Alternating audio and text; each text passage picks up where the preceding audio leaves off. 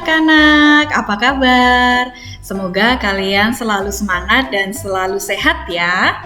Nah, hari ini kita akan belajar IPS tema 4, subtema 1, 2, dan 3 dengan materi interaksi sosial.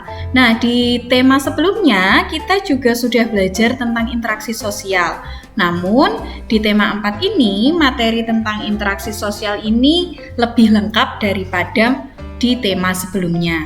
Langsung saja kita pelajari materi IPS di tema 4. Yang pertama, kita akan belajar tentang pengertian interaksi sosial. Interaksi sosial adalah hubungan timbal balik antara dua orang atau lebih. Setiap manusia harus menjalin interaksi sosial dengan orang lain dengan cara berkomunikasi satu sama lain. Jadi ketika kita berbicara dengan orang lain, maka itulah yang disebut dengan interaksi sosial. Dengan berinteraksi, manusia dapat memenuhi kebutuhan hidupnya. Contohnya, ketika seseorang ingin tinggal di lingkungan yang bersih, maka ia kemudian berkomunikasi atau berinteraksi dengan tetangga sekitarnya untuk menjaga kebersihan lingkungan sekitar. Nah, bentuk seperti itu adalah contoh interaksi yang menjaga persatuan. Kemudian kita akan pelajari tentang jenis-jenis interaksi sosial. Yang pertama adalah interaksi antar individu. Interaksi antar individu ini adalah interaksi antara dua orang. Contohnya adalah ketika dokter mengobati pasien. Jadi hanya interaksi antara dua orang saja, ya. Lalu ada contoh lagi, ibu menyuapi anaknya. Di sini Bu Fransi hanya berikan 2 contoh saja karena kalian pasti juga bisa mencari contoh-contoh lainnya. Seperti interaksi antar individu itu ketika kalian berbicara dengan teman, nah itu juga termasuk interaksi antar individu. Atau ketika bermain dengan adik, itu juga interaksi antar individu. Yang jelas, interaksi antar individu itu hanya terdiri dari 2 orang. Kemudian, jenis interaksi yang kedua yaitu interaksi individu dengan kelompok. Kalau tadi hanya terdiri dari 2 orang, maka interaksi individu dengan kelompok ini antara seseorang dengan kelompok lain. Contohnya adalah ketika siswa membaca puisi di depan teman-temannya, atau kalau kalian masih ingat ketika kalian di kelas 4, kalian sering diminta untuk melakukan presentasi. Nah, itu adalah salah satu contoh interaksi individu dengan kelompok. Lalu contoh yang kedua adalah ketika guru mengajar di kelas. Kemudian jenis interaksi yang ketiga adalah interaksi kelompok dengan kelompok. Kalau tadi ada individu dengan individu, sekarang kelompok dengan kelompok, yaitu interaksi antara 2 kelompok ya. Jadi lebih dari 2 orang. Jadi antara kelompok dengan kelompok lain. Contohnya adalah ketika ada lomba tarik tambang. Lalu ketika ada pertandingan basket. Nah, itu kan mereka berinteraksi antara kelompok dengan kelompok. Oke, yang kedua kita akan pelajari tentang interaksi sosial di lingkungan masyarakat. Nah, sebenarnya tidak hanya di lingkungan keluarga saja interaksi sosial, tapi ini bisa terjadi dalam sekolah, kemudian di sekitar masyarakat dengan tetangga kalian juga bisa. Setiap anggota masyarakat menjalin interaksi untuk tujuan bersama, yaitu menciptakan lingkungan yang bersih, aman, dan tentram. Jadi kenapa kita harus sering berinteraksi atau sering berkomunikasi dengan orang lain, itu tujuannya adalah agar menciptakan lingkungan yang bersih, aman, dan juga tentram. Oke, di sini sudah Bu Fransi tuliskan ada beberapa contoh interaksi sosial di lingkungan masyarakat. Ini tujuannya itu tadi, untuk menciptakan lingkungan yang bersih, aman, dan tentram. Yang pertama, melaksanakan kerja bakti. Kemudian yang kedua, menyelesaikan masalah dengan musyawarah. Lalu yang ketiga, ada saling menghargai sesama. Lalu menjunjung tinggi rasa toleransi antar umat beragama. Kemudian ada juga tolong-menolong dengan warga sekitar. Nah, ini ada hanya Bu Fransi tampilkan beberapa saja. Nanti bisa kalian lihat sendiri dalam handout. Oke, yang ketiga, interaksi sosial dalam pembangunan sosial budaya. Kalau tadi di lingkungan masyarakat, sekarang kita bahas interaksi sosial dalam pembangunan sosial budaya. Pembangunan sosial budaya adalah suatu proses perubahan sosial budaya yang bertujuan untuk meningkatkan taraf hidup masyarakat. Ada faktor-faktor yang menyebabkan terjadinya interaksi di bidang sosial budaya. Yang pertama, karena manusia atau masyarakat ini, kita terbiasa hidup berkelompok dan beradaptasi dengan lingkungan. Nah, adaptasi tersebut meliputi perilaku, aturan, norma, dan juga adat istiadat, ya. Pembangunan sosial budaya ini dilaksanakan dalam beberapa aspek. Kita lihat yang pertama, pembangunan dalam aspek bahasa sebagai identitas bangsa. Nah, bahasa ini karena kita ada di negara Indonesia, maka bahasa nasional yang kita gunakan ini adalah bahasa Indonesia. Ini sering kita kenal sebagai bahasa pemersatu. Nah, pembangunannya antara lain dalam bidang bahasa, yang pertama bahasa Indonesia diajarkan di sekolah. Tujuannya untuk apa? Kenapa sih bahasa Indonesia harus diajarkan di sekolah? Supaya semua warga Indonesia dapat menggunakan bahasa Indonesia yang baik dan benar. Kemudian yang kedua, bahasa Indonesia digunakan di sekolah, di lembaga pemerintahan, dan tempat umum sebagai alat komunikasi utama. Lalu yang ketiga, bahasa Indonesia dikembangkan oleh pemerintah. Bagaimana caranya? Contohnya adalah dengan menyerap kosakata yang baik dari kosakata asing. Jadi itu cara pemerintah mengembangkan bahasa Indonesia. Lalu yang keempat, bahasa daerah sebagai kekayaan bangsa Indonesia. Jadi karena kita terdiri dari berbagai macam suku bangsa, kita beragam bahasa juga. Nah, dari bahasa-bahasa daerah itu merupakan kekayaan bangsa Indonesia. Kemudian pembangunan yang kedua adalah dalam aspek adat istiadat dan tradisi. Caranya adalah dengan melestarikan adat di suatu daerah.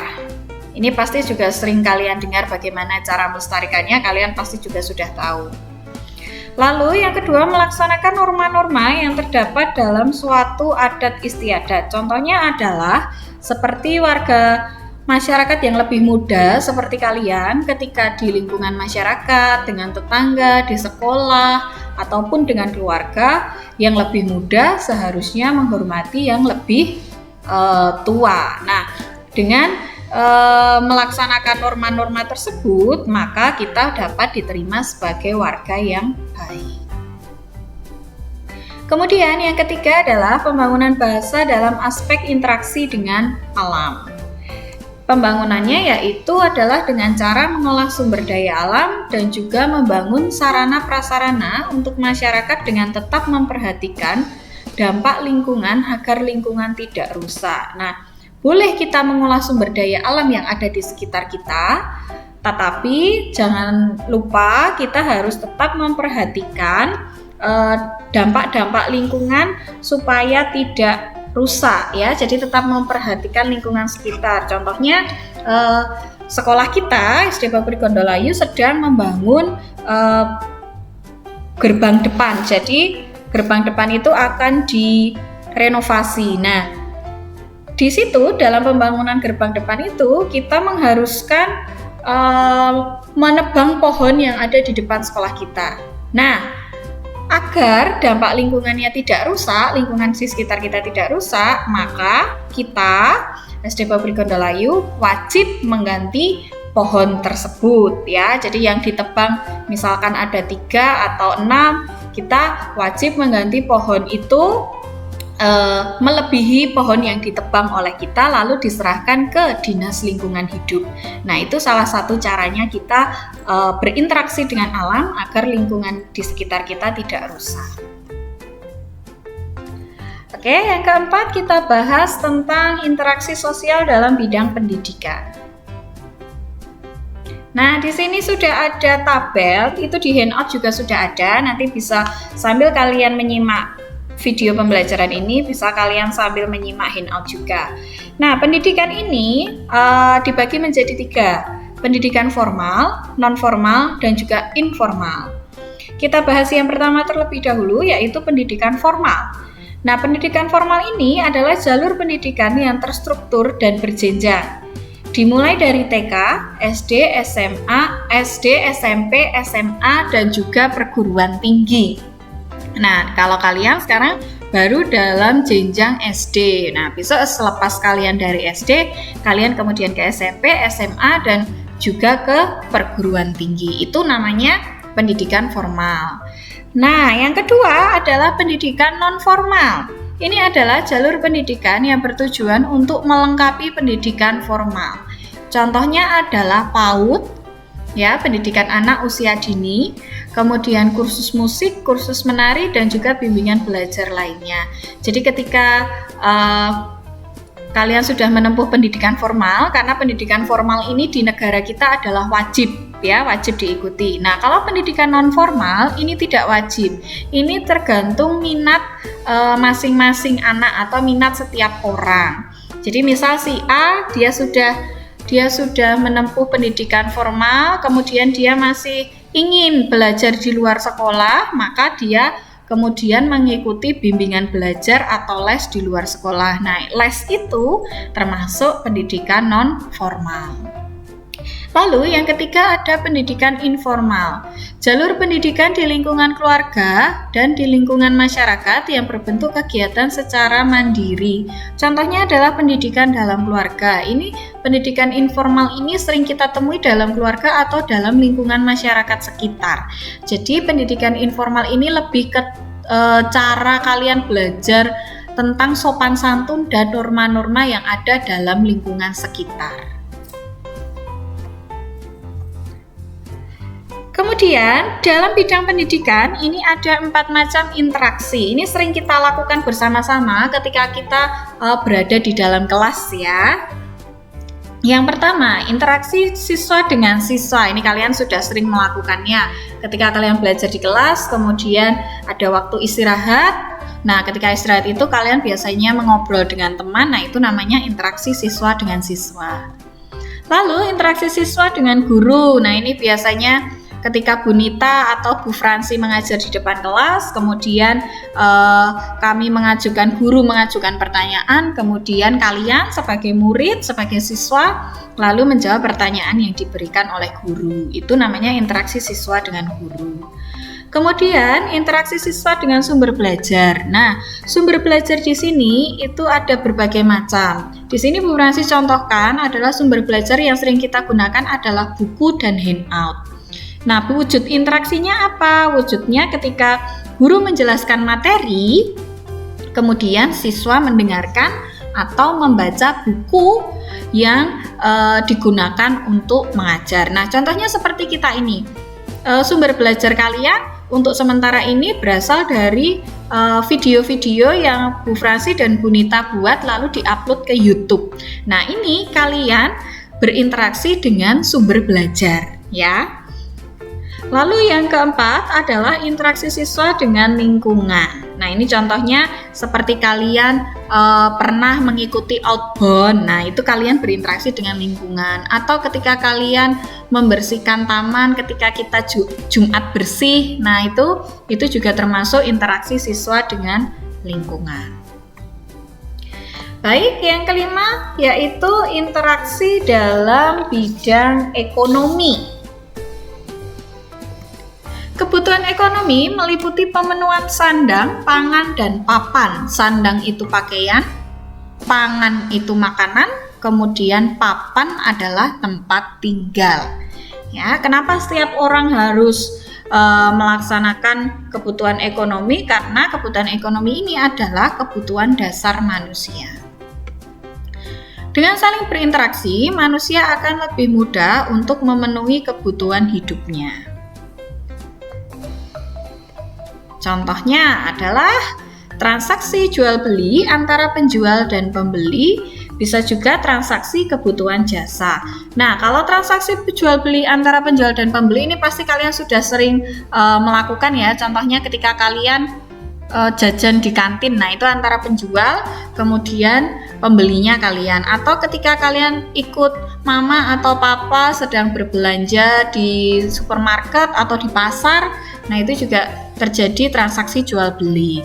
Nah, kalau transaksi kebutuhan jasa itu apa? Transaksi kebutuhan jasa itu ketika kita membutuhkan jasa seseorang. Jadi seseorang yang pekerjaannya ada di bidang jasa. Contohnya bisa di bidang kesehatan, kemudian bisa di bidang transportasi ataupun pelayanan masyarakat. Nah, itu tadi adalah materi-materi IPS tema 4 yang bisa Bu Fransi sampaikan. Jika nanti masih ada pertanyaan, bisa langsung ditanyakan ke Bu Fransi atau Bu Nita. Oke, cukup sekian pembelajaran dari Bu Fransi. Tetap semangat dan tetap sehat. Sampai jumpa di pembelajaran selanjutnya.